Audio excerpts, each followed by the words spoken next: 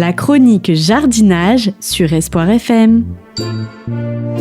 Animée par Marielle Breuil, maraîchère bio en Lot-et-Garonne.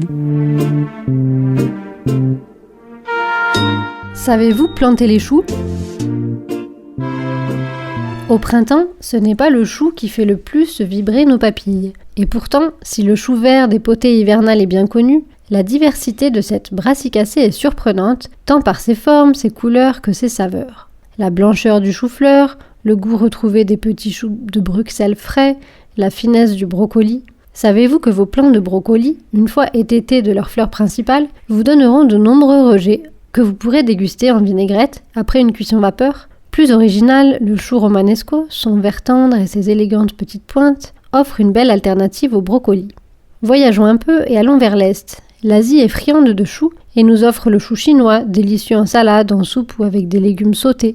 Les Japonais, quant à eux, cuisinent de nombreuses variétés de choux qui peuvent se consommer en jeunes pousses, en salade ou sautés au wok, pak choi, petsai, des feuilles à léger goût de moutarde. Les brassicacées nous offrent également un légume ancien, le chou navet, peut-être plus connu sous le nom de rutabaga. C'est un légume racine, l'un des plus rustiques et les plus productifs, délicieux en soupe ou en gratin. Enfin, et sans doute le plus méconnu, le chou rave, étonnant avec sa pomme surmontée de quelques longues feuilles, d'un beau vert clair ou d'un violet soutenu, d'un goût raffiné, cru ou cuit.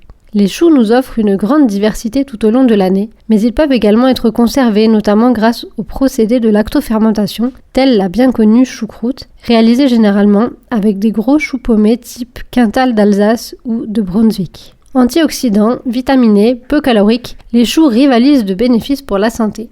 Consommés crus, en jus, ils sont un concentré d'énergie. Des choux toute l'année.